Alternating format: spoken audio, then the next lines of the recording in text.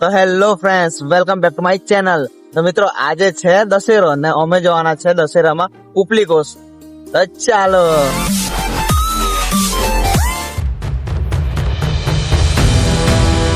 તો મિત્રો, ઉપલી કોસ જતા જતા રસ્તામાં ઉમરામાં પણ રાવણ દહન કરવાના હતા. તો ચાલો બતાવું તમને અહીંયાનો રાવણ.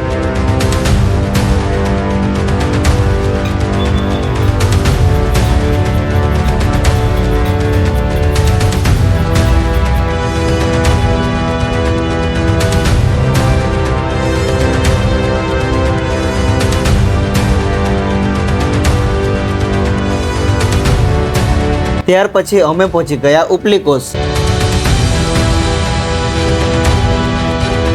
અહીંયા રાવણ દહન જોવા માટેની ભીડ તમે જોઈ શકો છો.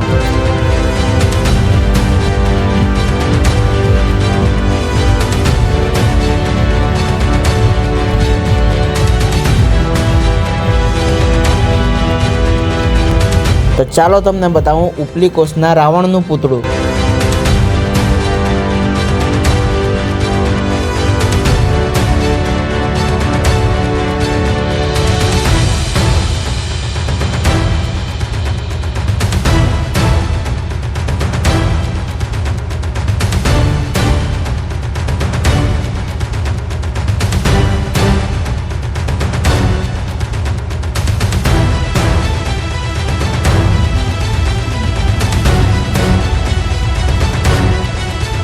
મિત્રો, રાવણ દહન બતાવવા પહેલા તમને અહીંયાની મસ્ત મસ્ત થીમ બતાવું.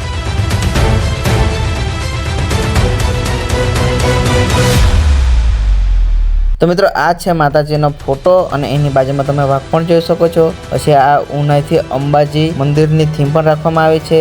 આગળના જમાનામાં કઈ રીતના પાણી કાઢતા એ રીતનું પણ બનાવવામાં આવ્યું છે. ત્યાર પછી કમળ ઉપર બિરાજમાન માતાજી પણ તમે જોઈ શકો છો.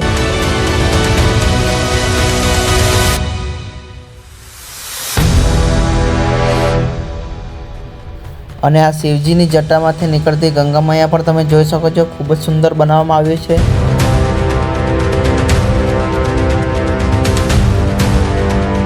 ત્યાર પછી સાંઈ બાબાની પ્રતિમા તમે જોઈ શકો છો. અને એમની બાજુમાં દાંડિયા રમે એ કોણ છે તે તમે કોમેન્ટમાં કહેજો, મને નથી સમજ પડી. ત્યાર પછી આ ભગત તમે જોઈ શકો છો. મેં હા જોડાઈ જ લેવાનો હતો કે હારા એ બધા લાઈક તો બહુ કરતા છે વિડીયો, પણ સબસ્ક્રાઇબ કેમ નથી કરતા? એમ બહારનું તો નથી ને એમ કરીને.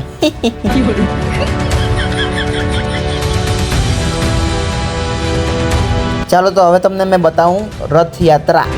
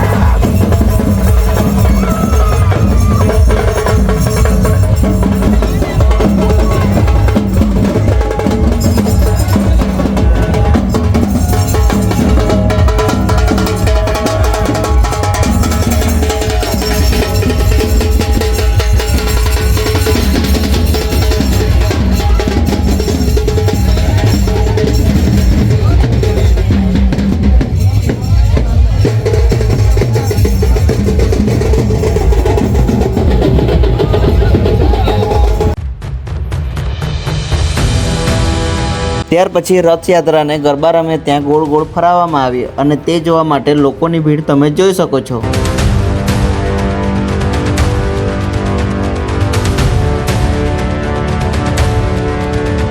કોસ નામ આવે એટલે કમલભાઈ તો મળે જ કે નહીં?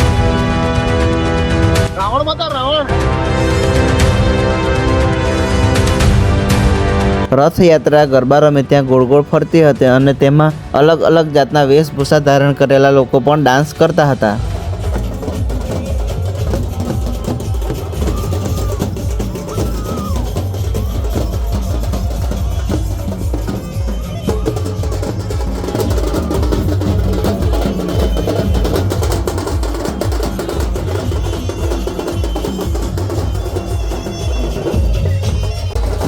ત્યાર પછી રથયાત્રાને રાવણ દહન કરવા માટે લાવવામાં આવી.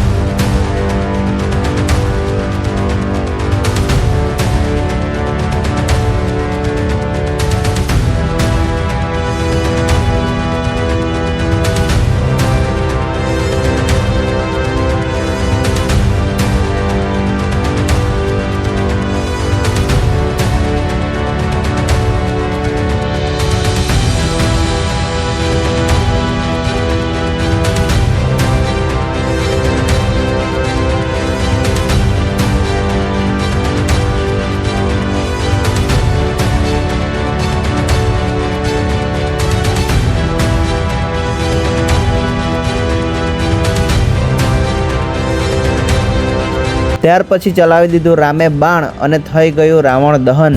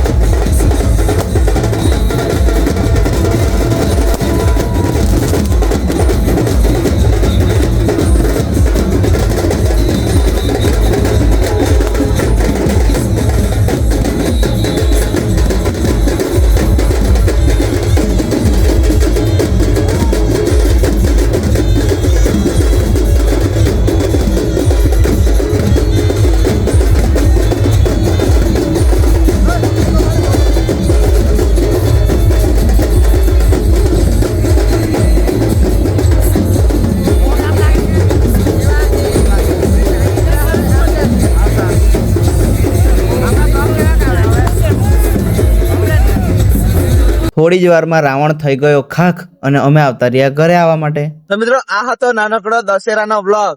તો આજનો વ્લોગ આપણે અહીંયા જ પતાવીએ અને તમે લાઈક શેર ને સબસ્ક્રાઇબ કરી દેજો. તો ચાલો મળશું.